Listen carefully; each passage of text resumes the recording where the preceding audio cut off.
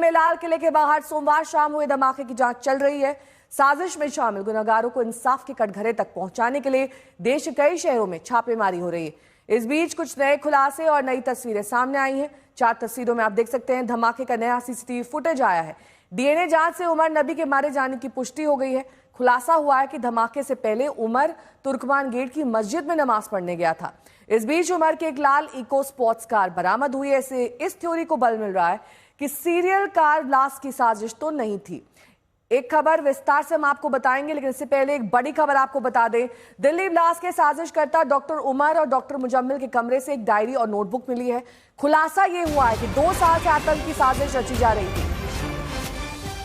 सुरक्षा एजेंसियों के हाथ लगी है उमर और मुजम्मिल की डायरी से दिल्ली धमाके के कई सवालों के जवाब मिलने की संभावना जताई जा रही है। डायरी और नोटबुक के कोड वर्ड्स का इस्तेमाल किया गया है। डायरी में 8 से 12 नवंबर का जिक्र है, जो कि संकेत देता है कि उसी बीच कुछ प्लान था।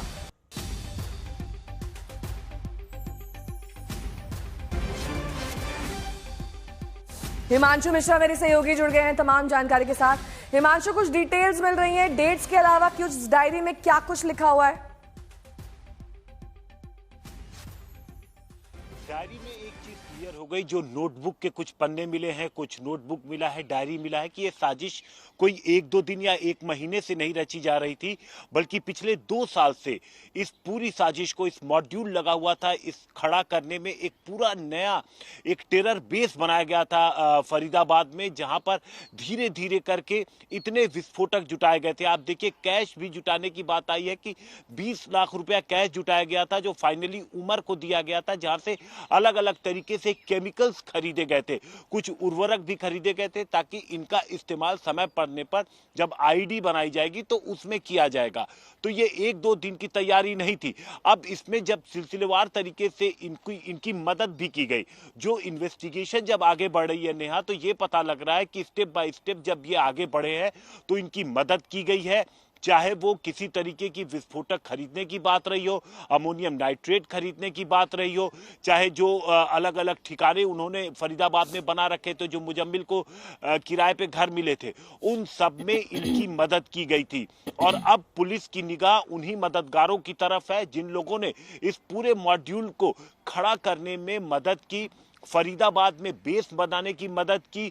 लेकिन जो मेन चीज है कि जो लोकेशंस को लेकर के इन्होंने रेकी कई जगहों की थी, इस वजह से अभी जो तमाम एजेंसियां हैं वो इन्वेस्टिगेट कर रही हैं। जो तमाम सबूत इनके पास से, चाहे नोटबुक, डायरी से मिल रहे हैं, मोबाइल से मिल रहे हैं, इनके जो लोग थे उन लोगों से जो स्टेटमेंट लिया गया है, आपस में जो इनकी बातचीत थी मोबाइल के जरिए, उसको रिट्रीव कराने की कोशिश है, ताकि उससे ये निकल के आए कि इन्होंने किस तरीके की प्लानिंग कर रखी थी और जो इनका हैंडलर था वो इनको क्या आदेश दे रहा था। क्योंकि जो 3 घंटे, मैं लौटूंगी आपके पास। इस बीच एक बड़ी खबर आपको बता दें कि दिल्ली ब्लास्ट की साजिश में एक और खुलासा हुआ है। दिल्ली पुलिस सूत्रों के मुताबिक लाल किला विस्फोट का आरोपी डॉक्टर मुजम्मिल, डॉक्टर अदील और उमर ने मिलकर लगभग 20 लाख रुपए कैश जुटाए और ये सारा कैश उमर को सौंप गए।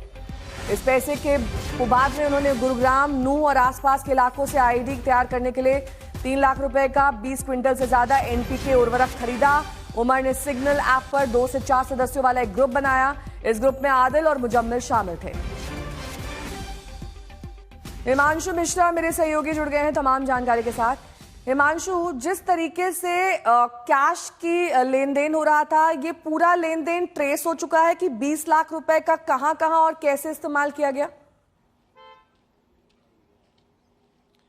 देखिए, जो पैसे जुटाए गए, जब जो तमाम जो डॉक्यूमेंट्स हैं जो मिले हैं, जो डायरी मिली है, और चूंकि मुजम्मिल पिछले काफी समय से एजेंसियों के पास है, 10 से ज्यादा दिन हो गए हैं मुजम्मिल की गिरफ्तारी के, तो कई सारी चीजें जो है मुजम्मिल से पूछताछ में भी एजेंसियों के सामने आई है। क्योंकि जम्मू कश्मीर पुलिस ने जब से मुजम्मिल को पकड़ा है, वो तब से लगातार उससे पूछताछ कर रही है और कई सारे खुलासे हुए हैं। और इसी में ये बात क्लियर हुई थी कि जो पैसे जुटाए गए थे, करीबन 20 लाख रुपए, वो उमर को दिए गए थे, ताकि जो तमाम तरीके के जो आईडी बनाने के जो भी सामान है वो धीरे धीरे करके जुटाए जाएं। और ये पैसे सिर्फ कुछ ही दिन में नहीं, बल्कि एक लंबे टाइम पीरियड में ये सारे पैसे जुटाए गए थे और ये पैसे फिर उसके बाद उमर को दिए गए थे और उनसे सारा ये सामान खरीदा गया, जिनसे अलग अलग ठिकानों पर इन सारे सामानों को रखा गया।